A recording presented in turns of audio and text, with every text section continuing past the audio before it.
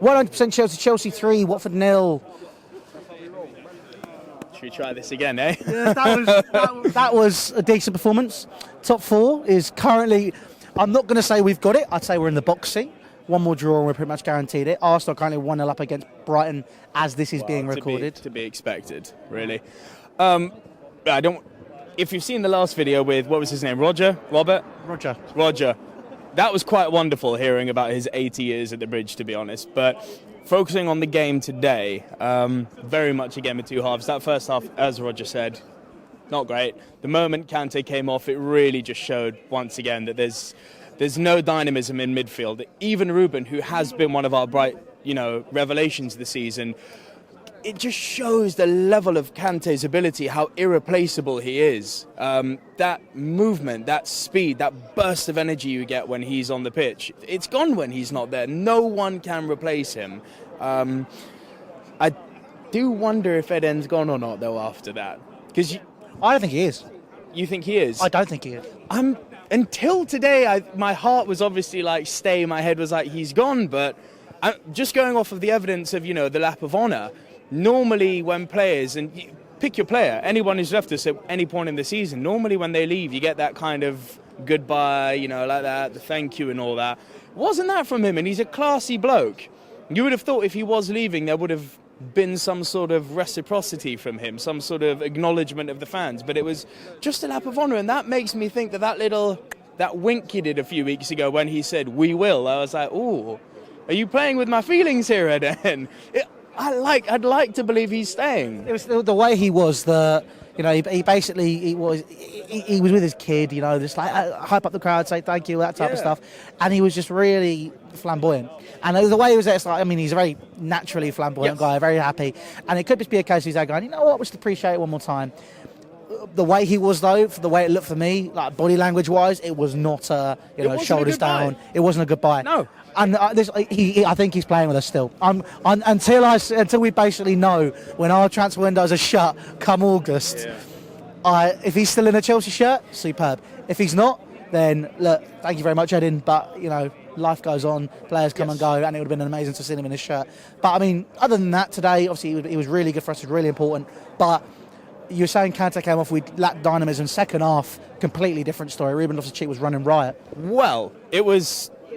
To a degree, it was a different story for 15-20 minutes. Obviously, the 5-6 minutes where we put 2 goals in from corners, revelation. Thank you for proving everything wrong. Thank you for proving everything I've said over the last few weeks wrong. It's really nice to see us actually capitulating on set pieces instead of just squandering them.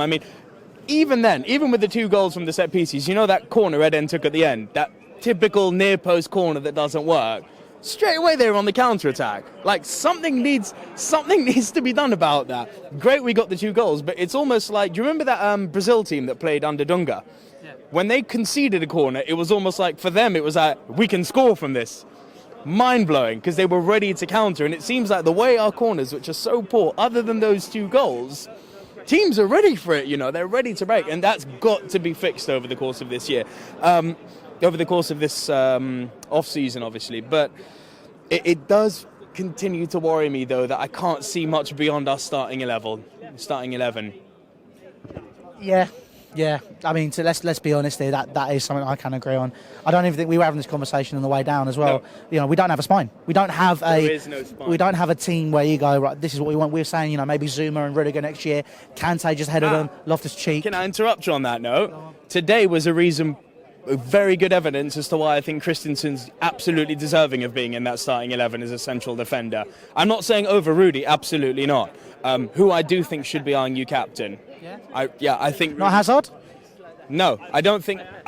I'm a big believer in old school when it comes to being a captain. I believe in either making a keeper or defender a captain who can see the whole pitch and give orders from the back. There are exceptions to the rule. Obviously, Alan Shearer was a very good captain for Newcastle and England. But I've always been a believer in captain from the back, not from the front. This is just a personal thing. I don't believe there's a right or wrong. That's fair enough. I'm normally very old school as well when it comes to that. But I think just Eden Hazard, when you see him with that armband for Belgium, it might be because it's Belgium, but at the same time, it's like he knows that there's something special. And I think giving him the armband at Chelsea, technically, other than David Luiz, longest serving player now. Yeah, it's mad to think, Crazy isn't to think it? that, isn't One it? of Chelsea's longest-serving players, 7 years he's been Crazy. here. 7 years. You know, And it's amazing. And it's on that note that I'd like to say, you know how sometimes, I'm not talking about Thibaut Courtois here because there's no defending that guy with the way he left, but a lot of the time when players move clubs, managers too, they then come back to the stadium and they get a load of stick. I hate that. Even the way we, call Rafa Benitez a fat Spanish waiter. I don't like that. He came... He's a prick, though. Is he? Yes. No, hear me on this. He was awful when he was at Liverpool, the way he spoke about Chelsea, and he was rightfully booed extensively when he came here. But it did make me quite happy when we won the Europa League to see some signs up in the crowd, people holding up saying, Rafa, we kind of forgive you. It's like, good, but now we're back to hating him again. And it's like that with all players. They switch clubs, they get booed. Hazard has worn that blue shirt so proudly, he never deserves to be booed. He never will be. I hope not, mate. I really hope not. He deserves to, be sent off as in a path of glory. If he's openly said that his childhood hero is Zinedine Zidane. Had Zidane not come back to Madrid, I would have been like, he's not going. He's now got an opportunity to go play for him. Let him have it. Let him have it.